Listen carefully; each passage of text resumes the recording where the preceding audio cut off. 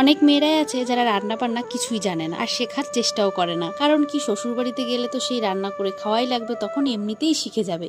এটাই কিছু মেয়ের মায়েরা ভাবে। সারা জীবন তো রান্না বান্না করে খেতেই হবে, মেয়ে মানুষ হয়েছে, তাই বাপের বাড়ি যে কদিন আছে একটু আরাম করে যাক। তবে আমি বাপের বাড়িতে থাকতে বেশ রান্না বান্না সবই করতাম, যার কারণে কোনো রান্না বান্নাই আমার হাতের বা নাগালের বাইরে না। সব রান্না বান্নাই আমি মোটামুটি কম বেশি পারি। এখন যেমন শ্বশুর বাড়িতে বিভিন্ন ধরনের রান্না বান্না করে সবাইকে খাওয়াই, বিয়ের আগেও আমি আমার মা বাবাকে খাইয়ে এসেছি। আমাকে আর বিয়ের পরে 6 মাস 1 বছর সময় নিতে হয়নি কাজবাজ শেখার জন্য। আমি প্রথম থেকেই সব কাজ নিজের মতো ভাবে করতে পারি। আমার কথা ছিল কেউ যাতে আমাকে বলতে না পারে যে বাপের বাড়ি থেকে কিছুই শিখে আসনি। যদিও জানি এই সমস্ত কথা এখনকার দিনে কোনো শ্বশুর বাড়ি থেকেই বলে না, কেন জানি না আমার মনে হয় মেয়ে মানুষ যখন হয়েছি সব রকমের কাজকর্মই শেখা উচিত। পড়াশোনা করেছি, তার পাশাপাশি রান্না বান্না এভরিথিং সব কাজই টুকটাক। এত কিছু বলার মেইন কারণটা কি জানো তো? যখন আমার শ্বশুর বাড়ির কোনো মানুষ আমার রান্না বান্না খেয়ে এতটা ভালো বলে যে পায়েল খুব সুন্দর রান্না করেছো আজকে, তখন যেন মনটা একেবারে ভরে যায়। আর শুধু আমার নিজের না, তখন এটাও বলে যে পায়েল তোমার মা তোমাকে অনেক কিছু শিখিয়েছে, তখন যেন আরো বেশি ভালো লাগে। জানো তো, বিয়ের পরে একটা মেয়ে শ্বশুর বাড়িতে এসে প্রথমে সব থেকে বেশি যে সমস্যাটা তৈরি হয় সেটা হচ্ছে কাজকর্ম, রান্না বান্না এসব। যখন সে সেগুলো ঠিকঠাক মতো করতে পারে না, তখন একদিন দুদিন কিন্তু 3 দিনের দিন কিন্তু ঠিকই শ্বশুর বাড়ির লোকদের মুখটা